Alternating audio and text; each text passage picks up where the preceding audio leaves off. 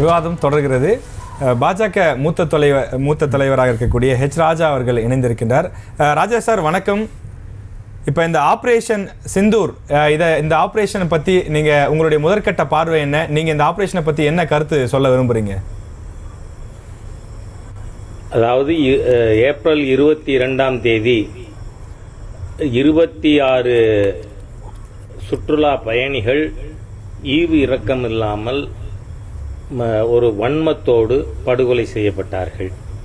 அன்றைய தினம் உடனடியாக தன்னுடைய வெளிநாடு சுற்றுப்பயணத்தை முடித்து கொண்டு திரும்பிய மாண்புமிகு பிரதமர் மோடி அவர்கள் இதில் ஈடுபட்டவர்களும் அதன் பின்னணியில் இருப்பவர்களும் இதை ஊக்குவிப்பவர்களும் நிச்சயமாக தண்டிக்கப்படுவார்கள் என்று உறுதியாக நாட்டு மக்களுக்கு ஒரு நம்பிக்கை ஊட்டியிருந்தார். அதன்படி இன்று 14 நாளில் பாகிஸ்தான் மீது நேற்று இரவு 1:05 1:30 25 நிமிடத்திற்குள் துல்லியமான தாக்குதல் நடந்திருக்கிறது. Precise attack. பாகிஸ்தானுடைய 9 தீவிரவாத பயிற்சி முகாம்கள் தகர்க்கப்பட்டிருக்கின்றன 24 அட்டாக்ல. நீங்கள் இதில் நாம் கவனிக்க வேண்டிய விஷயம் என்னன்னு சொன்னால், நம் நாட்டின் மீது எல்லை தாண்டி வந்து தாக்குதல் நடத்துகின்ற பாகிஸ்தானுக்கு புரிகின்ற விதத்தில் நம்முடைய இராணுவமும் அரசாங்கமும் செயல்பட்டிருக்கு. ஆனால் பாகிஸ்தானோட இராணுவ போஸ்ட் கூட எதையும் நாம் தொடரல. பாகிஸ்தான் பொதுமக்கள் எந்த விதத்திலும் பாதிக்கப்படலை. தீவிரவாதிகளுடைய பயிற்சி முகாம்கள் ஜெய்ஷ் முகமது, லஷ்கர் தொய்பா, ஹிஸ்புல் முஜாஹிதீன் ஆகிய அமைப்புகளுடைய தலைமை இடங்களே தகர்க்கப்பட்டிருக்கிறது. அதிலும் குறிப்பாக சொல்ல வேண்டுமானால் மசூத் அசாருடைய அவர் அந்த இடத்தில் இல்லாமல் வெளியில் இருந்ததுனால தப்பிச்சிருக்கார். அவருடைய குடும்பத்தைச் சேர்ந்தவர்கள் கூட அந்த தலைமை இடத்துல இருந்த 10 பேர் கொல்லப்பட்டிருக்கிறார்கள். ஆகவே நாம பயங்கரவாதத்திற்கு எதிராக உறுதியான நடவடிக்கை இந்திய அரசு மேற்கொண்டிருக்கிறது. இராணுவம் மிக துல்லியமாக, ஏன்னா உலகமே பாராட்டுகிறது இராணுவத்தினுடைய இந்த பிரிசிஷன். அதுதான் ரொம்ப முக்கியமானது. 9 இடங்களில் இருக்கின்ற பயங்கரவாத பயிற்சி முகாம்கள் தான் தாக்கப்பட்டிருக்கிறது என்பதை நம்முடைய நோக்கம்.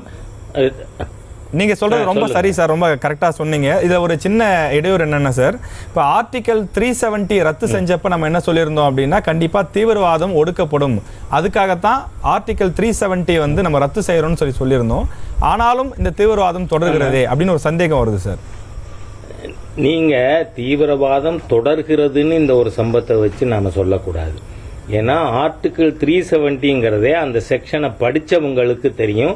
தி temporary provision of article 370.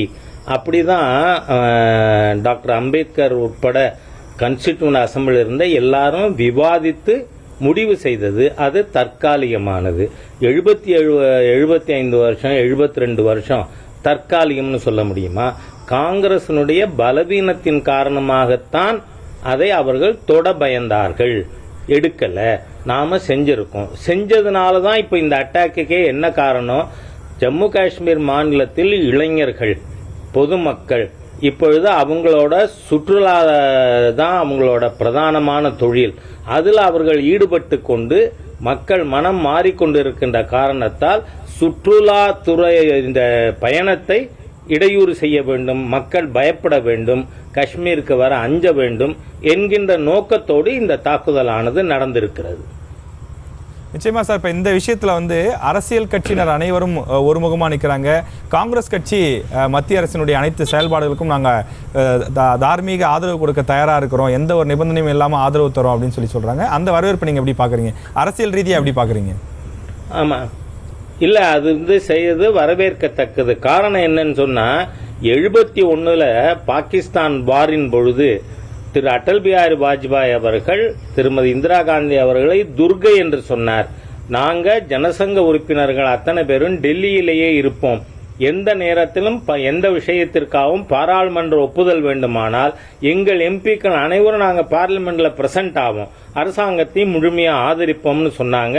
That is the right attitude. அதனால எதிர்கட்சிகள் இதுல அரசாங்கத்தினுடைய நடவடிக்கைகளை ஆதரிக்கிறேன்னு சொன்னதை வரவேற்கிறேன் நான்.